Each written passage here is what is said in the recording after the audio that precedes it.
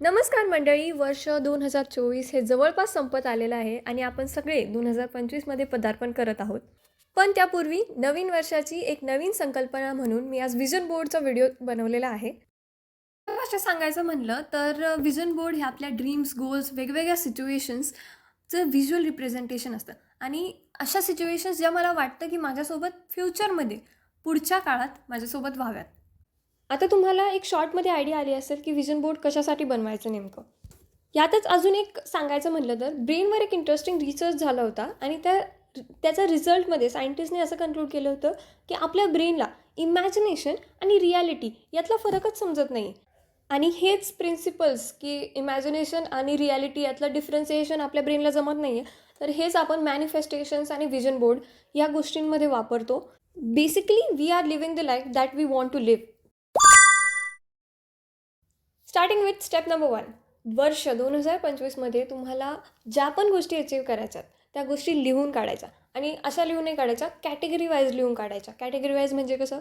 For example academics असेल, financial असेल, family असेल, हेल्थ असेल अँड सो ऑन. आता तुम्ही या गोष्टी लिहून काढल्यात पण याला तुमचा पर्सनल टच नाही आहे. विजन बोर्ड हा आपल्यासाठी असतो, आपण त्याच्यात इनकॉर्पोरेट झालं पाहिजे. तर त्यासाठी काय करायचं?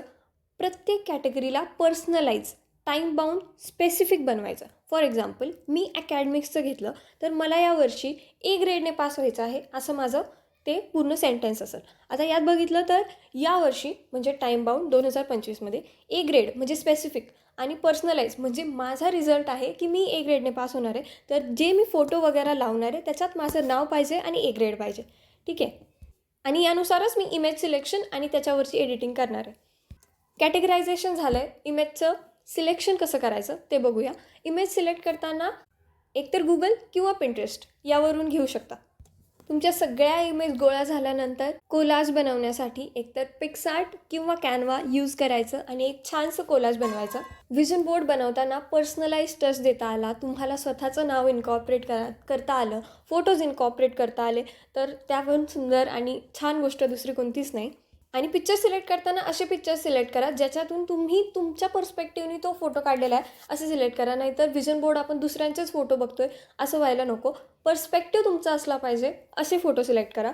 आणि सगळ्यात महत्त्वाची गोष्ट, these words and images may inspire but only action can create the change. जे फक्त विजन बोर्ड लावून मॅनिफेस्टेशन करून वेगवेगळे वॉलपेपर्स लावून काही फरक पडणार नाही आहे. तुम्हाला तुमच्या कार्यातून, कामातून वेगवेगळ्या गोष्टी कराव्या लागतील, मग तुम्हाला तो युनिवर्स मदत करणार आहे. सो आजच्या व्हिडिओसाठी इतकंच. आय होप तुम्हाला व्हिडिओ आवडला असेल आणि आवडला असेल तर सबस्क्राईब करायला विसरू नका. तुमच्या फ्रेंड्स आणि फॅमिलीला नक्की शेअर करा. भेटूयात नेक्स्ट व्हिडिओमध्ये. तोपर्यंत be happy, be healthy. Love you all. Bye.